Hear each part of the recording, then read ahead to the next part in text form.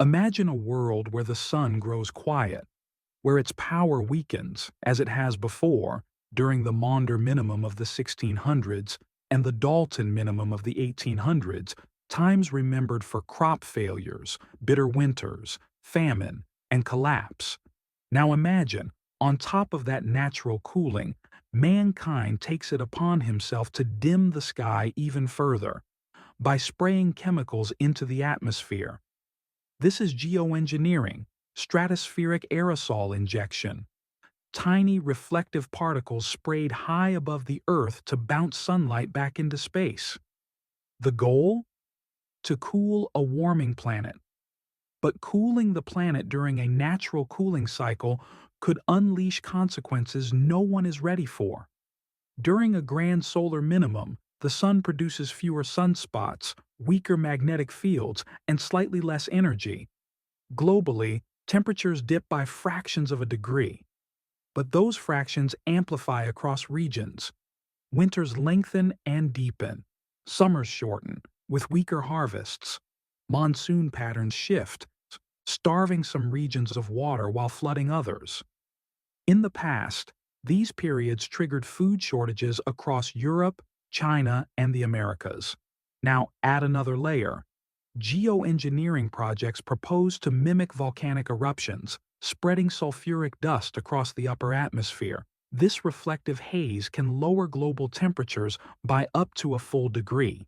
It sounds small, but in climate terms, it's the difference between a stable harvest and a failed season.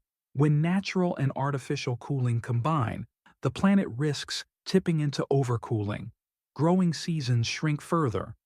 Photosynthesis weakens as light intensity falls. Crops like wheat, rice, and corn fail in marginal zones.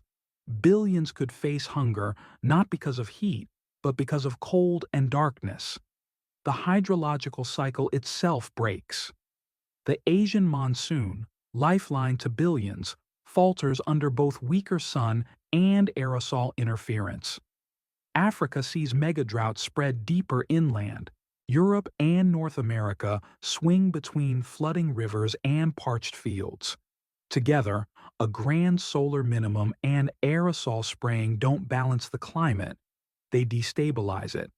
With colder winters and dimmer sunlight, heating demand skyrockets. Solar power weakens. Wind patterns shift unpredictably. And yet, fossil fuels may still be restricted by policy.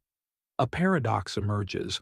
More energy is needed at the very moment less is available. The outcome is predictable. Food shortages cascade into famines. Farmers abandon barren fields. Mass migrations rise as people leave uninhabitable regions. Nations turn inward, or worse, to war, fighting for what remains.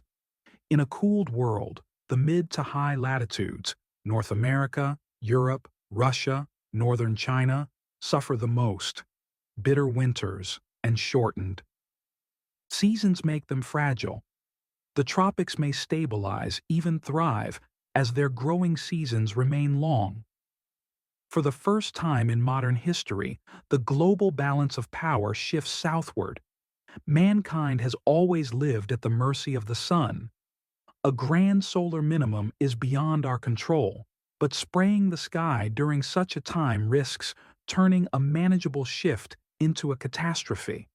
The lesson is simple. When nature cools, we must adapt, not interfere.